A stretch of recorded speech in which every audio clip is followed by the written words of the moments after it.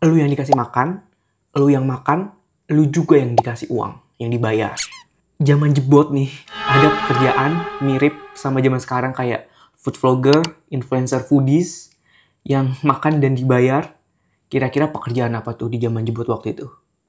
Kok pakai mikir guys? Kan udah gue tahu di thumbnail, di judul kan udah gue taruh. Pekerjaan tersebut adalah pemakan dosa atau sin eater. Assalamualaikum warahmatullahi wabarakatuh. Halo guys, kalau misalnya kalian lihat wajah kayak gini beredar di YouTube nih, ini tuh kunjungan Romi. Di channel YouTube ini tersedia konten traveling dan konten storytelling. Nah di video ini gue mau ngajak kalian kunjungan ke masa lalu, ke abad 17 sampai abad ke-19. Karena di zaman itu tuh ada pekerjaan yang gak lazim. Alkisah di benua Eropa sana, di zaman jebot, lo jangan mikir orang-orangnya tuh udah maju, udah punya mindset yang canggih, enggak. Mereka tuh masih percaya tahayul, percaya mitos, terus masih kuat banget doktrin agama yang menempel di ubun-ubun mereka. Termasuk kepercayaan mereka terhadap dosa dan kematian. Mungkin kalau misalnya kalian ingat-ingat pas zaman kalian sekolah, belajar sejarah di pembahasan sejarah reformasi gereja, itu ada cerita kalau misalnya ada fenomena namanya surat indulgensi. Indulgensi, kok gensi? Surat indulgensi.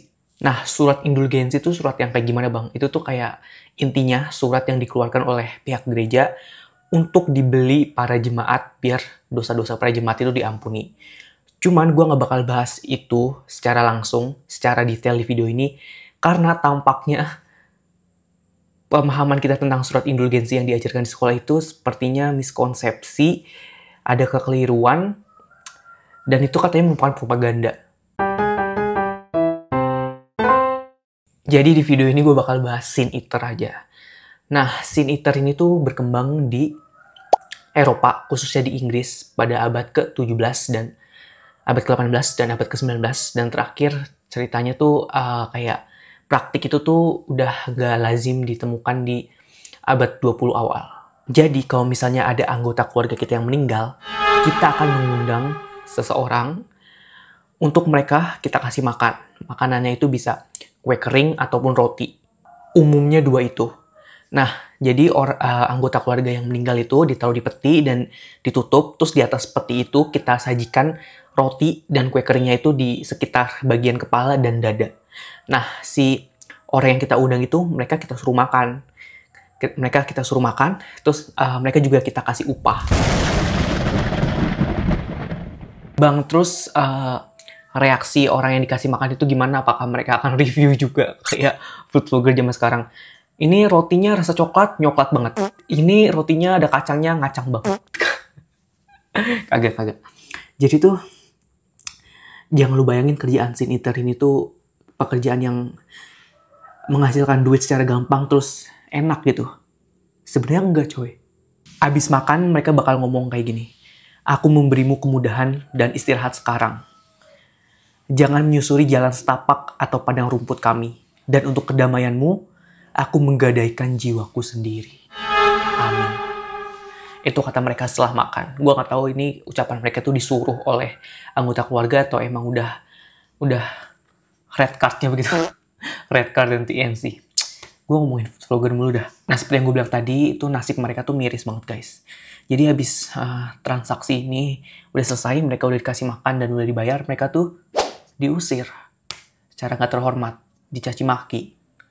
Pun ketika mereka berada di masyarakat, wah mereka dikucilkan, dipojokkan. Ya iyalah ya bro, kan dosa-dosa orang udah keserap ke mereka. Mereka dianggap udah menyerap dosa-dosa orang yang udah meninggal. Jadi setumpuk apa tuh dosa-dosa mereka, segunung apa tuh dosa-dosa mereka. Jadi mereka dikucilkan banget sebagai orang yang berdosa. Orang-orang pada gak mau deket-deket, gak mau bertatap mata sama mereka. BTW ini gue udah jalan setengah video, terus kalau misalnya kalian nanti nonton video ini keganggu sama suara eksternal kayak ayam berisik, itu gue lagi di kampung coy, jadi mohon maklum. Terus habis itu, oh ya gue lupa ngasih tahu, kalau sin eater ini tuh, orang-orang yang bekerja sebagai sin eater ini tuh, biasanya mereka yang orang-orang kagak punya duit, bokek, orang miskin, homeless, gak punya rumah, gelandangan, pecandu alkohol. Pokoknya orang-orang yang dianggap sebagai kasta rendah gitu. Terus habis itu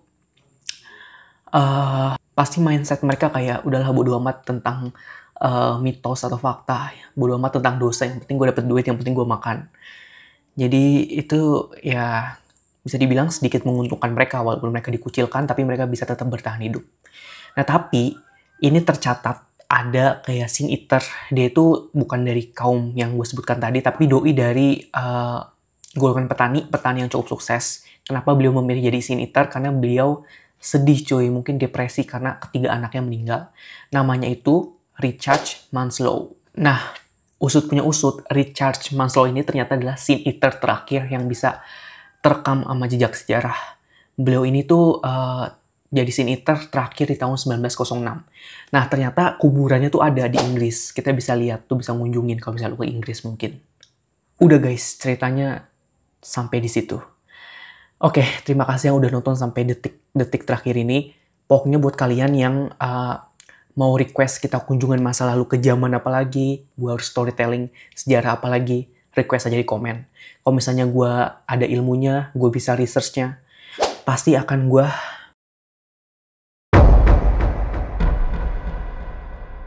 Nah, terus biasanya di video kunjungan Rom itu, gue selalu kayak mau menyelipkan doa. Kalau kemarin udah doa buat orang sakit, mungkin sekarang doa buat kalian yang mau masuk perguruan tinggi kali ya, yang lagi berjuang masuk perguruan tinggi negeri. Karena gue pernah ada masanya gue berjuang banget masuk perguruan tinggi negeri. Jadi gue mau doain, mudah-mudahan kalian dilancarkan segala urusan untuk menuju perguruan tinggi negeri. Dan yang mau masuk PTN, semoga emang jalannya kalian bakal masuk PTN. Jadi, insya Allah pasti bakal ada kemudahan kalau misalnya kalian mau ngejar pendidikan yang lebih baik. Terima kasih udah nonton. Sampai jumpa di video berikutnya. Assalamualaikum warahmatullahi wabarakatuh.